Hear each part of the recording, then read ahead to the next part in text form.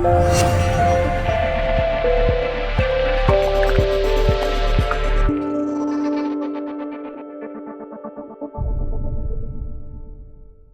going to go ahead and this morning, like I said, we're going to dedicate this morning to the Malawi trip. I think that we raised, I think, close to like $14,000 or $15,000. Yeah, was it more than that? Almost 15? Wow. So almost $15,000 was poured in by viewers like you. Yeah. So thank you. Thank you. It's a huge Wow. deal. And I really think that you guys deserve to see some pictures and hear from some people that went on the trip. Again, like I'm saying, I usually go with like me and like Dave had went before, and me and Tim Rudel, and me and Blake and Tim. And so it's a different dynamic when you're doing a pastor's conference than when you're doing like a bigger conference like this. And so all the ladies did amazing, all the words that were brought and all that. So we're going to go ahead and start at the beginning of the trip. And you can just throw up that first slide. I know that we had seen this. I think we had tossed back some video or a clip from before. So this is us in Machinga. To get to this point was amazing because we got out of the plane and Amy and I rented a vehicle and we started driving. So to get to Machinga, you just drive and just drive. Forever. So you don't stop driving. So half the roads were paved and half of them were, one of the reasons why it takes so long, it takes 6 hours to get there from Blantyre, is because half the road isn't paved. So it's about 30 miles of all of this, just back and forth. And so we got out to Machinga and we were able to ordain Pastor Kanani. He's one of the pastors that we support here. There's someone in the church that personally supports him. And Kanani is a really important man out there. He's over 5 churches now. Yeah. And you can't see them, but right behind, that's McMoore's head there in the bottom. But right behind him were some ladies that were dressed up in a church uniform. And they had walked 9 hours. 9 hours From Mozambique. To be there for that ordination. Mm-hmm. That's one way. Walk 9 hours. And so the things that, when you're sitting in a room like this full of people, you don't understand where they're coming from, what they had to do to get there, and they don't boast about it either. No. They don't talk about they it. don't even tell you. They just do it. Thankfully, Promise told us afterwards. She was trying to point it out. Right. Mm-hmm. So this was the ordination service. You go to the next slide. Here's McMoore. This is right towards the end of the ordination service. You can go to the next slide. And then with his wife Petrus there. Yep, on the back of the bike is his wife Petrus. And so he just had a bicycle. So he's over 5 churches. He goes into Mozambique quite often because there's 2 or 3 churches there that United with Christ has. And so he's over those. Just so you know, the area that he's in is probably 80% Muslim. Mm-hmm. And he is right in the middle of it all. Mm-hmm. He's literally had churches burned down. Mm-hmm. Because when they get mad at you, saw them. The Islamic faith, they'll burn their churches down. Mm-hmm. So, and then they got to start all over again. So they said he wanted to be placed there because there are people of peace and of life in Christ. So they're demonstrating how the life of Christ comes with peace and love and not with domination and control, which a lot of the people that are close to the mosque, when you're going there, if you don't join the mosque, then you cannot sell and buy food or use the water, which is in the well. And I mean, what did we drive by? 6 mosques on the way? Yeah, there's a bunch. So we are planted right in the middle of a place that's trying to be controlled and being dominant in their control of controlling people in their faith. And we're showing them that, no, you can use this well. Yeah. And you can come to Christ of your own choice of God. So Pastor Kanani is doing a miraculous work over there. Yeah. So this is a ways away. This is probably 8 hours from the orphanage. And just so you know, Kanani was one of McMoore's best friends growing up. They're the same age. And so they grew up in Magoe next to the orphanage. Mm-hmm. They all grew up there. Mm-hmm. And like Aim said, he chose to go there, to get planted in the middle of that, in that area in Machinga. So, and that motorbike is going to change he their was life. So happy. He was so happy. He could. It was a surprise. They really tried to keep it a surprise. They had everyone go outside, and their surprise face is like this. Their happy face is like this. Yeah. It's like a howler. It's just It's like, one face. And he's like this, and he sees the bike. He's like, and I said, was he excited? And Bishop McMorris is like, oh my goodness, he was overwhelmed. And I was like, oh, his face was like this. Right. The only scary part is they had wrapped the bike up and they had wrapped the muffler in paper. Yes. So it started to heat up a little bit. We're like, me, shut the bike off. Take the wrapper off. But anyway, it was a huge privilege and an honor to travel out there and be a part of the ordination service and be able to gift him the motorcycle. So there it is. There's the three ladies from Mozambique there. Oh, yeah. The green skirts and the white tops. Yep. They walked for 9 hours to be with us. And who knows how far the rest of a lot of the people walk. You can't see a lot of the people. They're kind of short or in there. But so many people walked so far to be there at his. And Pastor Kanani had previously been ordained, but he wanted to do a public ordination in his hometown so that he could celebrate with all of the people. Mm-hmm. Yeah. So that's what this was. Next slide. Oh, these are some people. So I'm not sure if you heard about their adventure, but as Can't Chris, even see Emily is on the luggage there. As Chris and Marge and I believe even Emily got into Syracuse to spend the night to catch their flight from Syracuse to Dulles. Cheesecake Eve Factory. got a message at the restaurant that her flight's been canceled. From Syracuse and they didn't to really Dulles. care. United really didn't care. So you got to figure this out. So they rented vehicles and they drove overnight to Dulles, and I believe this is when they arrived. So they drove all night, and would you guys get there at about 6 a.m.? Or? Yeah, this is more like around, we got there at 5 a.m. This is around 9 a.m. when we finally got through security. Oh, so it's like gotcha. at 9 a.m. All right. They were just getting an early jump on the time change. It was fine. Yeah. They're 6 hours ahead of us. Hey, when they got off the plane, they didn't look like this. No, they looked pretty They good. were looking chipper. They were with us, you know. So go ahead to the next slide. Okay. So this is, fast forward into basically the women's conference, and Margie had found a way to communicate through dancing. So the night we were, can I just jump in? Yeah. The night we were introducing ourselves to everyone, we were going down the line, and you just never know what mom's gonna do. She is just, you just don't know what's gonna come out. And so she goes, hello, I've heard about you for many years, and the translator's going. And then she goes, I heard that you all dance, and the translator goes, and then she goes, I haven't seen any dancing. And the translator goes, and they go, what? And she goes, I want to dance. And so she starts dancing. So you got to know there's a language barrier, so it's very hard to connect. And so as soon as she said that, she starts dancing. This is her introduction.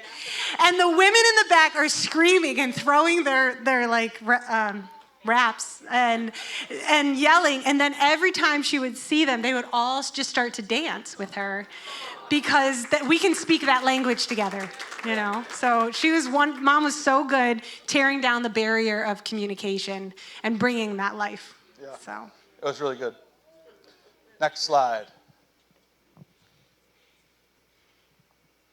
All right. Men holding babies. This is something that is new in Malawi. And most of the time, the men, just so you know, the men don't really interact with children. And so I think maybe Emily had said something that one of the first things you observed was something like this. So this is Pastor Elijah, and he is he's like a pastor like Kanani. He's over a region in Lilongwe, over about... And right behind him is Pastor Jack. 5 or 6 churches. Yep, and Pastor Jack is right behind him. He runs the southern region of where the orphanage is. So. And he's holding his grandbaby. Yeah. Probably can't believe it, but Elijah, I think he's probably 55. So. Next slide. So the women's conference has kicked off here.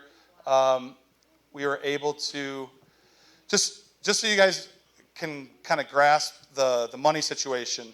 So for 3 nights at this resort, and I think it was probably at least 8 full 3-course meals and 2 different snacks along the way. There was so much food. And just to bless these ladies, it costs $125 per person for all of that. Yeah. Now, these women are the ministry, they oversee the ministries, and they're the pastors. And so McMoore kept telling everyone in the churches, I'd love to bring you all, but we can only do so many. So we were able to do this many, and these are all the women that are running all the ministry over there in Malawi. So when you see their faces, I mean, this is who's carrying the work over there. Yeah. So it was an amazing blessing to sow into them. They had never, some of the women had gone into the beds, and they have never experienced anything like this. And so they were saying, Promise was telling us, because we need a translator, but she was saying some of the women said they wouldn't wake up in the morning. They were just going to sleep. So they're going to sleep in. Because they never slept in a bed like this. So we're sleeping until 10 a.m. So we were joking. We're like, well, we got you all here. We told you we were going to minister to you, but we were just going to let you sleep and eat and be blessed for all the hard work that you're doing. Yeah. But we had amazing ministry as well. So also, if you're in Chris's book, one of the first pictures is McMoore and a little girl and then a chief. Well, that little girl was one of the first orphans in the orphanage, and she's sitting right there in the blue. She runs an orphanage out of her home in the long way. I showed some pictures in December when I came back. She was the last orphanage that Tim Rudel and I visited. So she was an orphan herself, her 5 other siblings. And she's from Malawi. And again, just like Kanani, as she raised up, she asked to be sent to Lilongwe. And she started gathering kids. And Yeah, it's Pastor amazing. Jennifer Seven. Yeah, She her was name's an Jennifer amazing Seven. lady. And she's that little girl that sits right in between in that picture. Amazing. Yeah. All right, next slide. Mama Margie, as she's known there Ministering in Africa. the seed. Yeah, she ministered on the seed. And I love, I was bringing up a scripture that, like, God shows no partiality. God's heart is after the people that serve him. Yeah. Whatever country, whatever, doesn't matter. Maybe different languages, but it's the same spirit. And that's the thing is when you minister over there, you have to keep in mind is it's the same spirit that moves here that moves there. And Margie did an amazing job talking about the seed. Mm-hmm. She ripped open an apple as she would. Yeah, well, she called Pete up. I think Pete finished break. She was trying to cut it with a plastic knife, and that wasn't working. But then Pete ripped it open, and she grabbed that seed out, and she goes, "This is Christ, and it's a seed." And then she started planting it in all of our hearts. She went around the room and hit everyone's heart with the seed, and Christ comes in, and Christ comes in. And they were just so blessed by it. And they kept talking about all week about how Christ is seed in our heart, and it's growing, and it's coming alive in our lives. And she was talking about how she had just received Christ, and it was just a seed, and what God had done in her life as she allowed Christ. So it was so beautiful with the seed. There's the apple. So there's promise, and as the caption says, it's her first time translating. Yep. When she grabbed the mic, I almost lost my mind because I was like, what is she doing? She's never translated before. And she hadn't. This was her first time. It was a great honor for her to translate for. She wanted to do it. She said, I will do the translate. And she did a beautiful job. Yeah. Promise did. She did. It was really so special. And then there is Amy. This is Elshama. And Elshama is one of Promise and McMoore's daughters. They have 6 kids, and they're all various, working in ministry in different ways. And so I was blessed to have Elshama translate for me. She was really special, has a big heart. She's going to school to be a lawyer. Yeah, she's going to school to be a lawyer. She lives in Zambia, in Lusaka. So it's one of the, I think it's probably the biggest city in Zambia. Yep. And so I was ministering on the name change. So Mom ministered on the seed of Christ, and then I ministered on how God changes our name and how we have a new name. So I had this idea because at one of our women's conferences, I had given away bookmarks at one time. And so I text Austin. I said, hey, Austin, do you mind if you do me a big favor and take that whole format and just kind of rewrite some of it to go with the theme of what I'm doing and just send me the document, and I'm just going to make some bookmarks. She goes, of course, I would love to do that. Well, in just like Austin fashion, she shows up at my house with them all completely done, and she wrote out with acrylic paint and on these acrylic bookmarks all of the names and all these beautiful things for the women to take and and I'm like, I was gonna just print them out. I was so overwhelmed. And so when I had called, and then on this table is just stickers. They had been given notebooks, and I was like, what could I bring that's not heavy, but I could give them a gift, I can give them something. And so it was just stickers of like scripture verses. And I went through every single one of those, and I took out the weird ones. And I go, no, if I'm gonna give them something, it's gonna be a blessing. And so I made sure every one of those stickers had a blessing on it. So when they were so excited to come. And I did not know that Mom was gonna give Bibles yet. So this was preemptively so exciting that they could have, and they were like holding it and like carrying it. And I was like, oh. The thing we had to do was hold the men back, because there were some it was pastors so there. funny. And All the like men first jumped ones to in the line. We're front. like, dude, this is a women's conference. Come on. And they were like, oh. And they were like, they had to go to the back of the McMorris line. scolded them a couple times. But there was a bunch of stickers left at the end there. That one girl, she like made a pile and she scarfed those. Oh, there were none left. Yeah. Well, Yes. Austin's amazing. Yeah, Thank her for us, so please. beautiful. Yes. It was really, really good. Phenomenal. You can go ahead to the next. So much food, as I said. Oh, There my was goodness. it was just And they could eat. Let me tell you, their plates were Oh. and the sema and then the rice, and then they had all the chicken and then goat meat, oxtail, whatever. They had Frankie's favorite, that goat meat. Yeah, goat meat. But they just would, I didn't know where they were putting it, honestly. Every single meal. Yeah. And I was like, I'm so full. But to them, they're going to eat. And one of the things that they had told us through promise was, thank you so much that we can eat and we don't have to worry about when we're going to get food. Yeah. So we can just eat today. And these are the ladies that work hard behind the scenes when we're there Yes. doing a pastor's Always conference. cooking when All we these come, ladies are always just serving preparing. and watching kids. And so it was so beautiful to have them come out. They were even like our overwhelmed. women's conference here. It was just like that, where like I was home with like 12 kids and Amy could like, Yes. Yeah. So anyway, it was so good to be able to spoil the ladies. Next slide. Okay, so this was a hoopla. They saw this video. Did you see the video? They did. They played it. They saw Yeah, the you video. guys saw that? So you guys saw Elijah on the shoulders of Pete. But did you see Big Papa on the shoulders of Pete? Of Pete. He didn't Yeah, do Jake. that. So It's coming? okay, well let's get to the next one here. We're dancing. Beautiful women. Oh, there's Chris. He's just getting wound up right there. He's getting started. There's Tiffany. Oh, they're all taking pictures and. Oh, you're in the phone. Oh, you are in the phone. Oh, that's you there. Oh, I see Okay. you. Yeah, there's Emily. So this I had to was make sure to the- get a couple pictures of Emily as she was taking pictures of us. So the first couple pictures of the women's conference, we were able to be outside under a nice big pavilion, and then at night we had come in for service here into the conference room. There it is. Happy 44th anniversary. So Chris's joke was, look where I brought you, honey, to celebrate 44 years of marriage, all the way to Mount Mulanje and this beautiful resort. So this is the outside. You can just see it on his face, can't you? I mean, you can see that. But they had it was so fun. They wanted to honor and celebrate. They were so excited that my mom and dad were going to be there, the founders of this work. And so when they had found out it was their anniversary, they had gone and secretly bought a cake. And this is a big deal. They don't get cake. And they wrapped it and they put balloons on it. And then they started singing and they made them walk like prancing down the hallway and back. I said, I've never celebrated you this hard, Mom and Dad. I'm so sorry. I don't know if I'll ever celebrate you. And they're all singing this like marriage song, and they had them come to the front, and then Promise like goes on her knee and presents the cake. And I was like, wow, we need some lessons in America of like how to honor people. And then they put it in the front and had them cut the cake and feed each other the cake. It was the whole wedding celebration. Oh, that's true. I forgot about that part.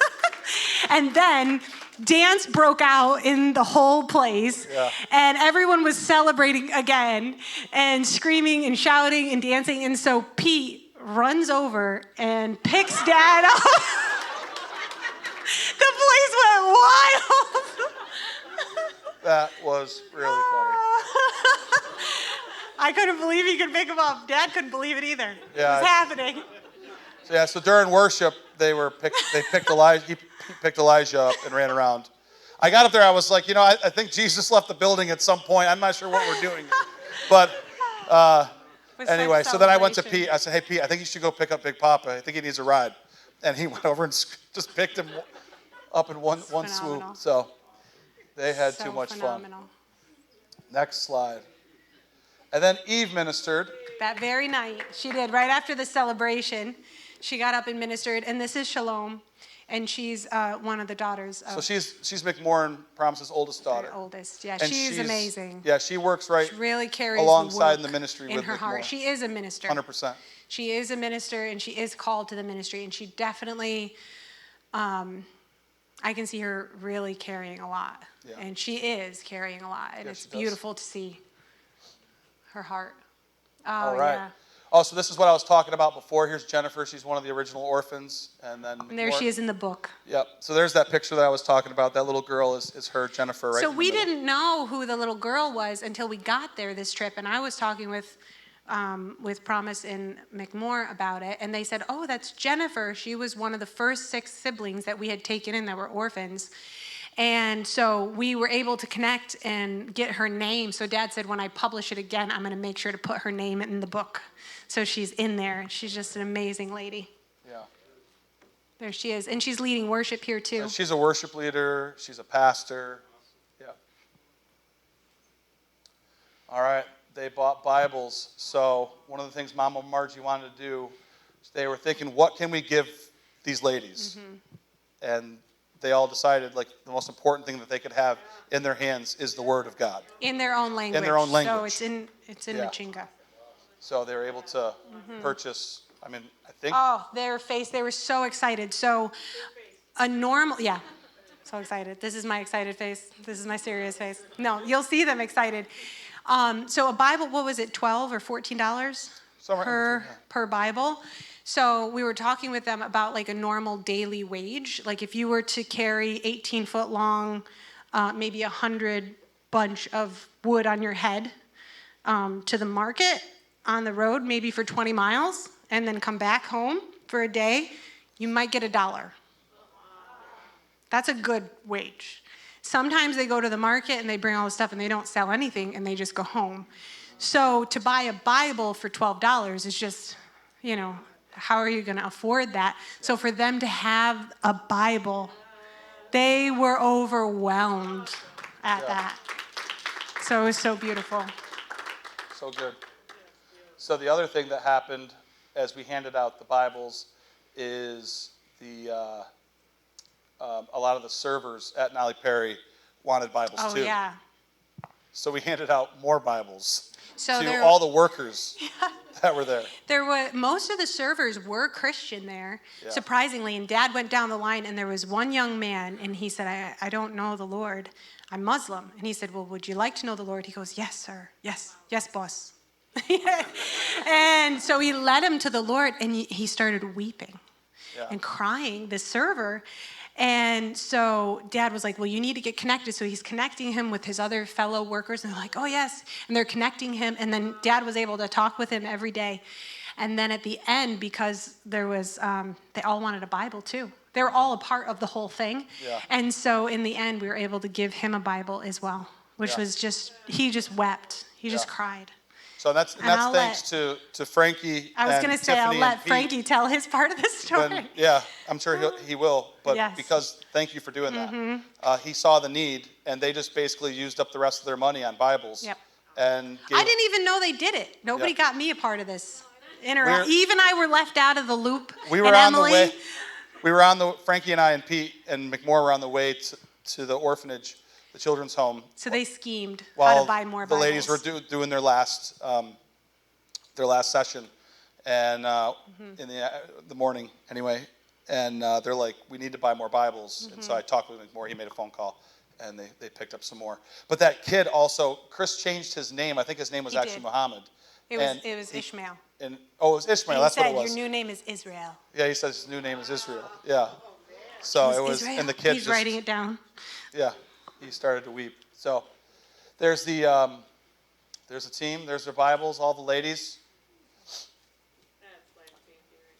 And then Shalom was ministering on, was that Saturday morning? Yeah. Yep. Yeah, Saturday Saturday morning. morning. And then Promise got up there. She said she didn't have much to say, and she went on for a Oh, while. it was amazing. It's powerful. It was so really good good. to hear from Shalom and Promise ministering to the women, because they can minister right to where they're at.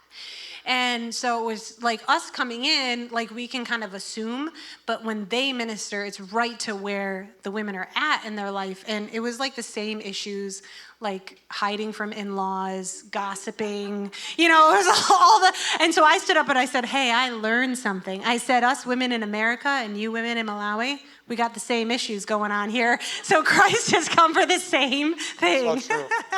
So true. So it was so good. And then this is when Pete and Frankie and I left, and Margie and even Amy ministered to all the ladies. So I was going to start with healing, and so Shalom was there with me, and I said, why don't you come up and you tell Shalom what we're praying for, and we'll just all pray for you. And so it was so powerful, but every single woman, I mean, it took an hour and a half, 2 hours. We prayed for every woman. They were so wonderful. They just received. You could just feel them receiving. Asking for, their backs hurt. They had headaches. Their babies had a fever. They had, just the normal ailments. Their stomachs hurt. They didn't know why, or weird things happening in their bones. This picture almost looks like you're praying for Eve. Yeah, it does. Eve's getting some of it. They were so beautiful. Tiffany wanted to hold the babies at any cost. And they all have their wraps that they put on and hold their babies on the backs. They called us Mzungu. Is Mzungu? Mzungu is white man. So the poor babies, they've never seen white people before. So they'd see us and scream and cry. And Tiffany was desperate. She was on a hunt. She's like, I'm going to hold those babies. Show me how to wrap it. So she finally got in there. I do want to say something about Tiffany. She gave a powerful testimony that maybe some of you don't know about, but it was so powerful, and it reached the ladies there. One of the things that Promise was saying was, you think that the people in the U.S. have no problems. Right. And here she is, as she lost a child and many miscarriages, and she was testifying about that, and how God's restored. And it was so beautiful. I think it was so helpful. It was one of the greatest connections for the women to realize that throughout the world, we're all going through the same challenges in a way. And so Tiffany was able to really bridge that. It was beautiful. They really were touched by that. Yep. She did a great job. And there's Frankie. Frankie entertained the children. Frankie did so well over there. He was built for that. He just integrated. He just was there playing, praying, laughing. He did so well. He's like you, Frank, in another country. Well, as soon as we get there, Chris says, hey, listen, I need you to keep an eye on Frankie. I said, what's happening? He goes, he likes to wander a little bit. He just starts walking, And I said, what do you mean wandering? He goes, well, we got to Ethiopia. He just started wandering through the airport. And Ethiopia's airport, wow. If you fly through there, just hold on to your socks, you know what I mean? No joke. So this was Sunday morning, us arriving at the orphanage in Magoe. Off to the left is the medical center there. Well, no, to the right. Well, left. Right, left. There's the front gate when you drive in. Yep. So the church is over here, and the medical center is over there. This is how they always welcome you. It's quite humbling. Yep. And when you run out of scarf, they just go pick up the scarf at the end and go put it in front of the other They scarf. wouldn't let us come in until they had the scarves ready. Yeah, we had to wait. And everyone was inside. You could hear the singing and the celebration, and they had people come out, and they wanted to receive us. It's really beautiful. So there's the inside of the church building. It's come so far. I mean, maybe some of you remember it. Leon, when we were there, it was just like sticks holding up the corners, and I think it might have even been a thatch roof at that time. So now it's a beautiful, brand new blue metal roof and all the trusses. They must have just painted before we got there. Yeah, it was the only white thing in the entire of Malawi that was actually white. And everything was beautiful and white and painted. Yeah. It was really, and this is toilet paper. They didn't have any toilet paper in the bathroom there, but they used it all to as streamers. decorate. But they worked so hard. I'm sure it got to repurposed decorate. after the party. Yep. Yes. That's our UWC women's choir. You can see Shalom is part of it on the end. Elijah's daughter is there, the next girl in. And then Aisha's Anna. in the middle. That's Emmanuel's wife. That's McMore's daughter-in-law. And then all these kids in the white here, they're all at the children's home. They're orphans. They're all coming in. They did a song for us first. Yep. They said they have about 20 orphans that stay in the orphanage. And in this location, there's about 40 that stay in homes around. Yeah. So right now there's about 60 that we're supporting in the area. Yep.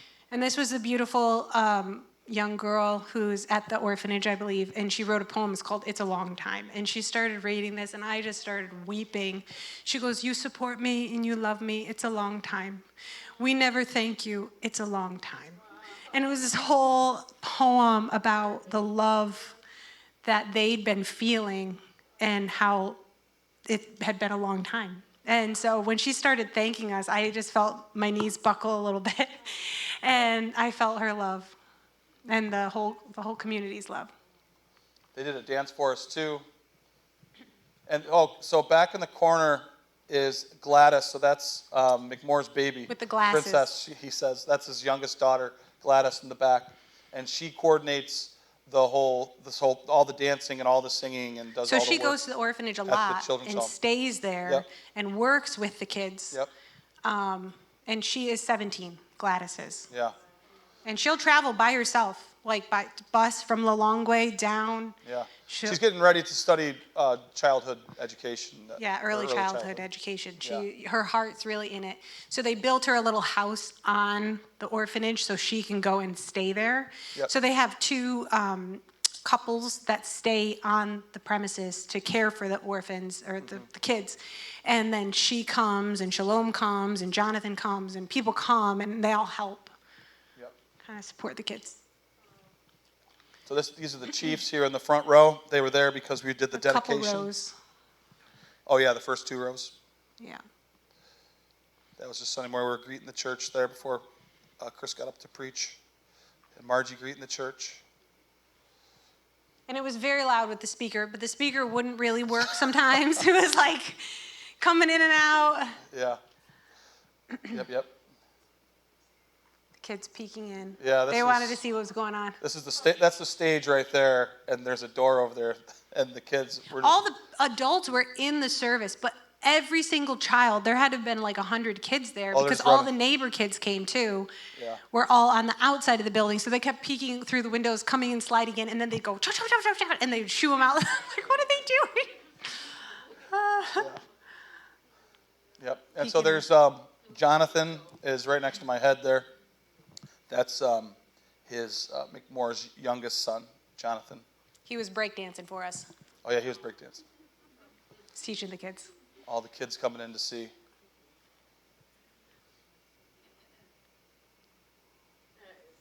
They're watching. I'm not sure what was happening here, but there was a guy. Chris was praying for all the pastors, and this guy just went up and started embracing McMore. I don't know if it was like a restoration moment or something. Seemed like it. It was pretty powerful. Yeah. He wouldn't leave his side, and he just kept weeping on his shoulder. It was really powerful. Mm-hmm. These are all the pastors up in the front. Mm-hmm. Oh, they danced for us. They gave us gifts. Yeah, so they had us come to the front, and then from the back, they would dance a gift all the way to the front. And then they would, each one of us, one at a time, and to celebrate us. And our faces were even on the bags. Except for Emily. Except for poor Emily. They're like, and Dad goes, "Well, what about Emily?" And McMore goes, "We forgot. She is the camera girl. I am so sorry, Emily. Please forgive us." But it's only because of you that we could do this today. Thank you, Emily. I'll get you a mug. We're going to get you a bag and a mug with your face on it. I'm going to dance it to the front to you. But I know you will forgive me. Yep. And then here's the medical center. This is just right across the driveway. So it looks really good. Like, it's coming along. Yep. So we did the dedication while we were all there, and they're continuing with it. It's got a lot of big rooms on the inside. In the front, there's a pharmacy. There's the waiting room. They have little reception area and then little work rooms and a laboratory. And then if you have to go around to the back side, they have a clinic for delivering babies, OBGYN kind of a thing. And this is going to be toilets and showers. Yeah, this is the entrance for the babies. That's the other side. This is the X-ray. Oh, that's the X-ray, this side. Oh, the other side was going to be. Yeah, so they need X-ray machines and all the equipment. So while we were there, McMoore was actually able to sit with the government officials to get the certificate, I don't know what, some kind of certificate so that they can buy medical supplies and also get on the record of the country to know that there's a clinic there. So all the chiefs had come, and they even stood before us saying how thankful they are, how important this is. The one chief was telling us that many people die on the way to the clinic because it's too far. And so on the way they die, but now that we have one here, we can save a lot of lives just by having the resources there.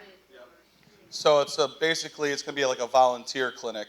But one of the things that he was doing to get that certificate was sometimes they'll send nurses for 6 months at a time. The government will send nurses for 6 months at a time to stay and work at the clinic and help out. So yeah, we have a lot to learn with all the different functions of how it works, but. So we just got the roof on. You can see those concrete pillars there. They pour those pillars and stand them up and paste them together. It's pretty cool. And now the next step is we're moving into like the plumbing of with the toilets and the water. So there we did the dedication.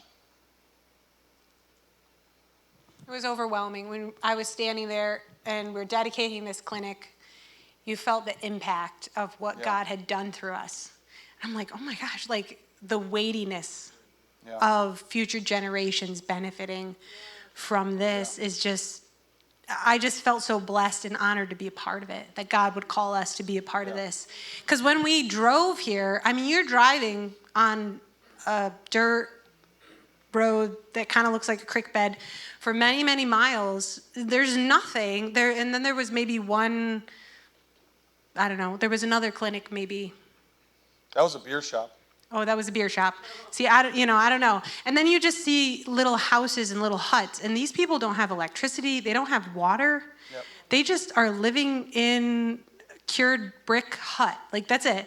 And they're walking these dirt roads. And so to have something this first worldish with help it's really right there, monumental. I mean, it's when we huge. pulled up to the orphanage, my heart was relieved because I didn't know what to expect. I was like, it was the first thing I had seen that just seemed so cohesive. And it was like in that area. I had seen other things many other hours and hours and hours away, things that were around and that other works are doing. But in this area, there is nothing this built up or anywhere. Yeah. So the clinic will be for the whole community. Yeah. The kids love getting their photos taken. I taught them how to do a heart. I was trying to do this one. They couldn't figure that out, so I had to go back to this one. That's right, girls. My generation wins. Oh, yeah, they want to be. Some of these kids are some of the pastors' kids that had come in. Some of them are the orphans. Some of them are the neighbor kids. They said as soon as they see the buses coming, all the neighbor kids too, they flock to the area. So it was hard to know who was who. They know. And this was Pete. They couldn't believe his beard. They just were on his beard, like trying to figure out, feel it. I think he had probably like 100 kids touch his. I mean, he was like in it, and there's hands. Yeah, kids really love them. Yeah. There's McMoore and Jonathan, his son, talking to some of the orphans. There's the ladies preparing those meals. They worked so hard. Yeah. They fed, I don't know how many hard. people. A couple hundred. People. Yeah. Maybe more. I don't know. You see all the sema there? She's mixing it with the stick. Do they get paid? No. No. No, they don't get paid. No. Nearly enough. They just serve and serve and serve. That's actually Elijah's wife right Yeah, there. here in the green. In the green top. She works on a lot of ministry. She sings too, and you can see them all. They're all help. Yeah. And I don't know how they work it. I mean, we do support some of the pastors, and we support the orphanage. So I'm not sure how that all affects them all. There's a monthly but they're support all that they part of get, it. and they do have their own like tithes and offerings that they take, and which helps them in their building. And but they don't like it's interesting, like they don't have like a property tax. They don't pay. There's only certain people that pay. The wealthy pay, but they don't really have That was it, huh? many Okay. bills. So There was, Yeah. Emily took 3,800 photos, and she tried to narrow it down to like 80. yeah. Thank you, Emily. So I want you to hear from the rest of the team too. So right now I'd like to call Frankie up, and he wants to share with you for a second.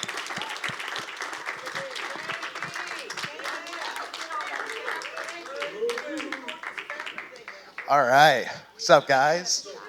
So, I just want to start off by saying thank you so much for everyone who donated and contributed to the trip, because all of the seeds that I planted, all of the growth that I experienced, it wouldn't have been possible without you guys. So, thank you so much.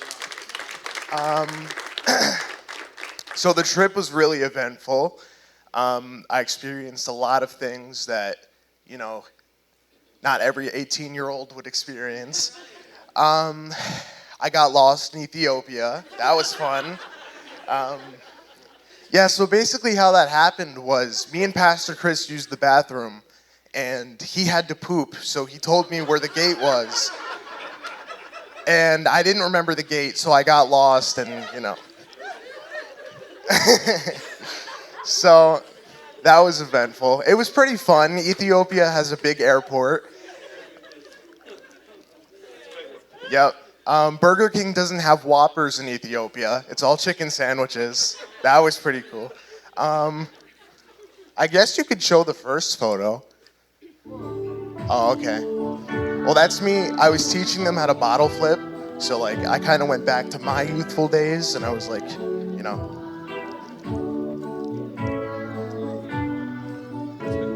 Yeah, that's Shalom's daughter. That's McMoore's granddaughter. Shalom's daughter, right? She's adorable. And then that's Blantyre. So this video is me taking it on top of the hotel we stayed at. It's pretty nice. The hotel is like 5-star. Oh, that's the villas we stayed at?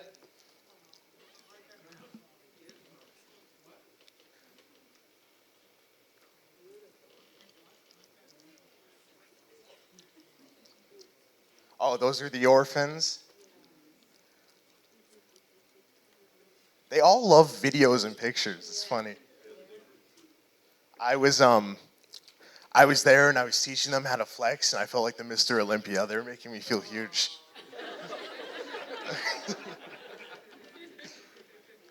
I think I have so many pictures and videos I could show you guys if you come up to me after.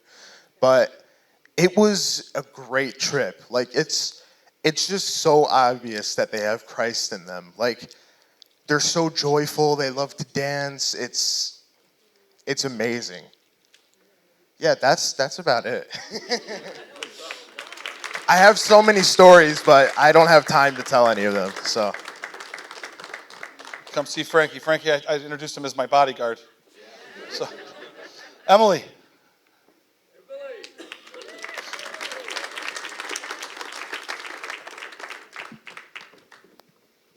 This was my second trip to Malawi. My first one was 11 years ago. And the amount of change that you just saw in Malawi was incredible. Partially due to Mark taking over the planning, because instead of every toilet being sketch, I only had one sketchy toilet. Mark made sure he took care of Amy and Margie, and I got to reap the benefits of such planning. So thanks, Mark, for treating us very, very well. But even the stature of the people, the roads, There was only one road going into the orphanage. It brought me back. It brought me back. It used to take 6 hours to get from Blantyre to Magoe. It took an hour and a half. I was shook. Now, the paved roads are paved roads, but, they're kind of like Binghamton paved roads, and you have to dodge potholes.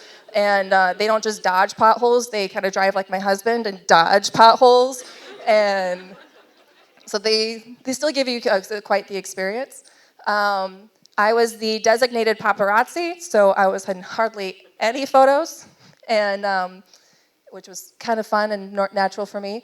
I specifically today wore my bright outfit as we laughed about in Malawi. We were trying to decide what we're going to wear for the dedication of the clinic because Big Papa wanted us to dress up and really look snazzy. And I was like, well, I'm going to wear my orange pants. I'm like, yeah, I'm really bringing out my bright color because I wore neutrals, and I know, shocker, right? And so then I pulled these out of the closet, and they're like, those aren't bright. You're going to blend in with the dirt.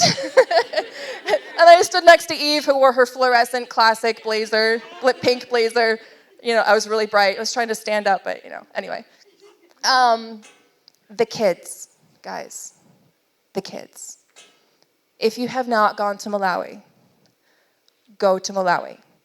They will redefine your definition of I need. They redefine it.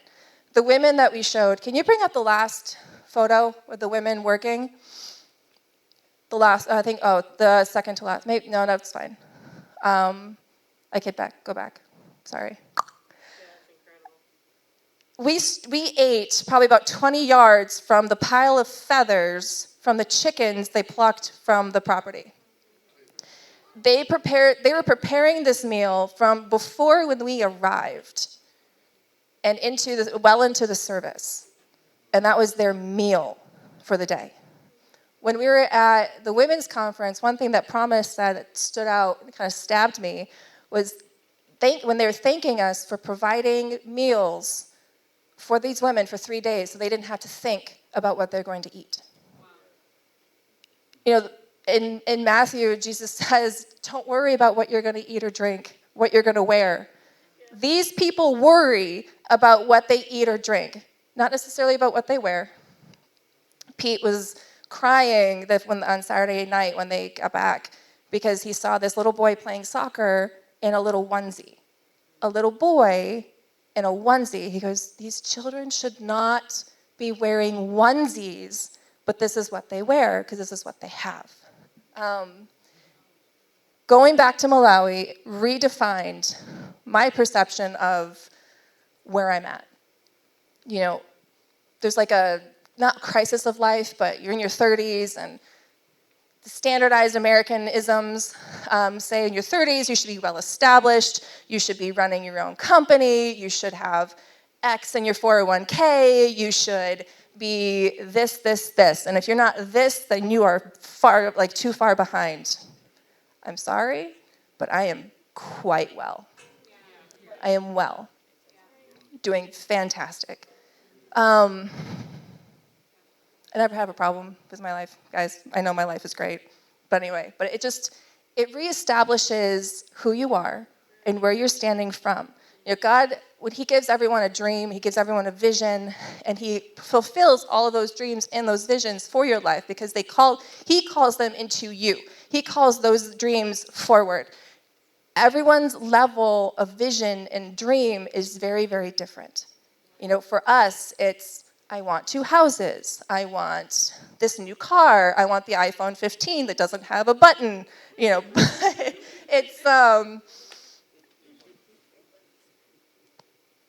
But but you really just don't realize how blessed you really, really are. When the kids came and sang for us, it was so beautiful. But I don't know what happened. It was right after that poem. I think it was said that she's actually one of our graduated orphans. And we cared for her. And they don't have usually an opportunity to honor us properly or the way they want to. And so them parading the gifts down down the front was so beautiful. Them singing for us, reciting that poem for us, dancing for us, to show their love and thanks. And the Malawians know how to honor. They know how to honor to the nth degree with everything that they have. And but when the kids started dancing, you just saw the cleanliness of all of our kids. And you could see a distinct difference of the neighborhood kids who still have love and from their families, but then you saw our kids. And there was a definite difference. They're clean. I mean, all the girls, their skirts were beautiful. They're all in their white shirts. And they stood a little taller, knowing that we have given them a leg up. Like, they're not orphans. It's not like little orphan Annie who's fighting to survive with a hag of a woman, lording over them. These children are loved and they're cared for. And so when then all the neighborhood kids started coming and wanting to see, they see the buses and they see us Munzungus and they know that something is going to happen. And Gladys and I were talking about, are there usually 100 kids on the property all the time? She goes, no, they just see the buses and they know that special events are happening, and so they know that they're going to get an extra meal because they feed anybody on the property for special events. But on a day-to-day, it's the 20 orphans who stay on site, and then all of the orphans that come who stay with relatives, they'll be there too, and it's usually pretty quiet like that. So that's something I would love to see at one time, but they see a white person and everyone's going to flock. But we were the celebrities. You touched them, and they were like, we would, give them high fives and knuckles. And at one point, we're starting to leave and looking at the property next door, and we're just blessing the kids. And if you touched their heads, they melted, almost slain out in the spirit. But they were just so excited. And then they were coming up and we want to be touched too. And you could tell that that's exactly what they were wanting, because it was like an extra dose of love, just to say, we see you. We see you. There was one girl, she melted me. I wanted to scoop her up and take her home, and not caring if she was an orphan or not. Joe, can you go to, I think it's number 71. It's for the kids. And he's running now. Called you out. It's a little girl in the white. Keep going. Her. Ugh. I touched her face, and her head melted into my palm. And she was just so sweet. I literally wanted to just steal her and bring her back to the States somehow. But anyway, that's how all of the kids were. And then they would get really aggressive because they want to be center of attention. I think I have 100 photos of one kid in particular, because every time I turned around, he was right there. But they just want to be loved. It's like all of our kids. It's a different kind of wanting to be seen and known, and they want to experience the fullness of everything that we have. And it was just, there's so much more we can say. Frankie, I'm a little upset that you guys didn't rope me in on the Bible thing, but we saw Frankie, Pete, and Tiffany running around the property. You were like, what are they doing? And they bought another 20-something Bibles, and they're just handing them out to people who wanted them. And then the last few that Frankie had, he had 3 Bibles left, but there's a group of 5, 4 or 5 guys over there, and we didn't want to just give 3 to a group of 5. So he walks over with one of the staff and or somebody, and there happened to be only 3 guys left. And one of the guys said, I have been a Christian for 2 years, and I've never had a Bible. And it was just, okay. It was just beautiful. They covet a physical word of God. They covet it because it's life to them. One of the chiefs who Chris gave his book to, I don't know if you saw it, there's a whole collage of pictures, but he was like this. So honored that Chris gave him a book, and he immediately started reading it.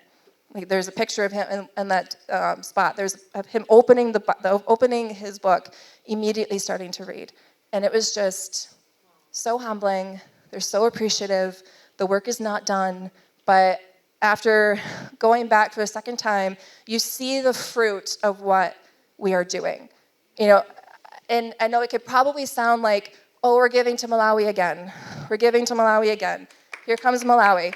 Here comes Malawi. And it's like, okay, loose change, loose change, loose change. But you don't know the seeds that you're planting, and you don't know the watering that you're doing, because we don't see what's happening physically here. You will hear stories and we're like, well, maybe we don't get the full story. But when you go over there, you see the fruit. And especially after 10 years, I saw so much fruit. The last time I saw that thatched roof, or the old church, and the church building that you saw, when I was there, it was half that size. Like, and it was a concrete structure, not concrete. It was a brick structure being started, and it was half that size, which means they blew the walls out and doubled it. And honestly, they need a bigger building. But it has come up. It is literally the only place that is established when you go through the village, and it is beautiful. So guys, and in 2 weeks, we're giving to Malawi again. Bring your checks.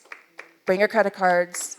Don't just give your loose change, because those lives are being changed, and it's because of every one of you. Thanks, Sam. All right. Pastor Eve.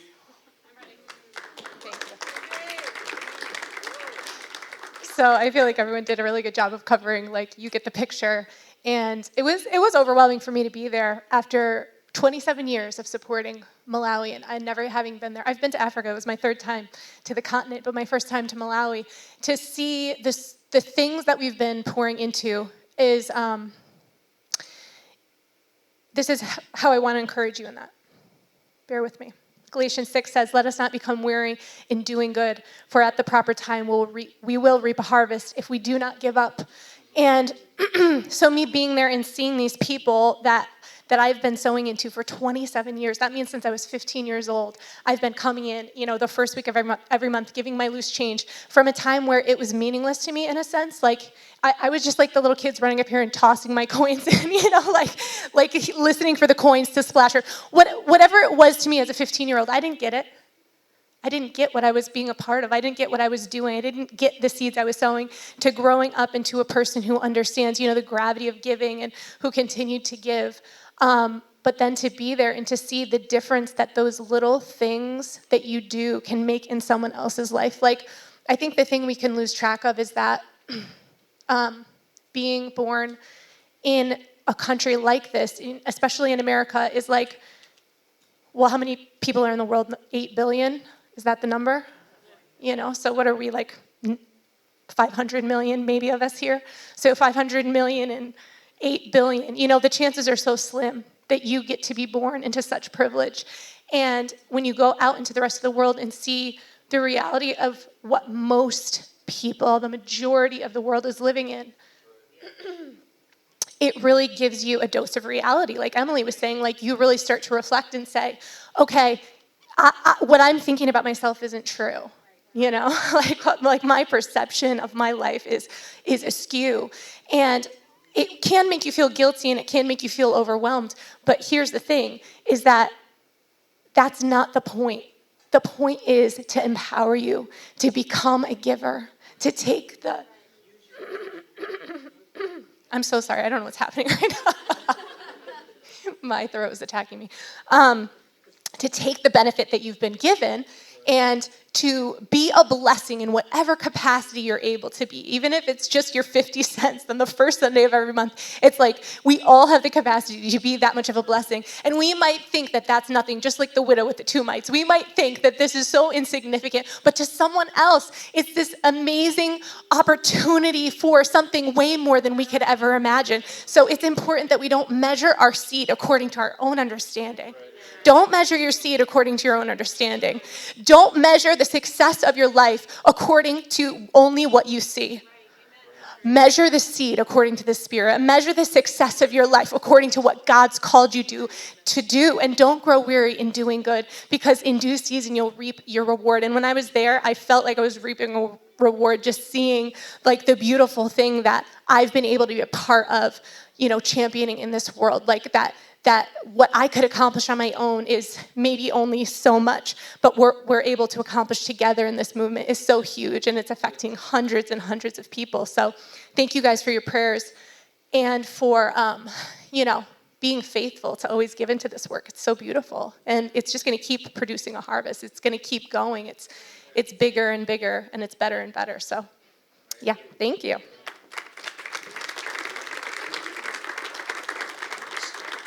Well, I appreciate everybody sharing. I know this Sunday morning was a little unconventional, but I thought that it was really important that we were able to share.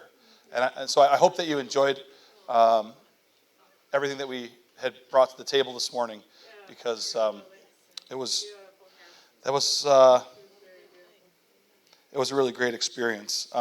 Maybe we could stand. Just want to close with a scripture here.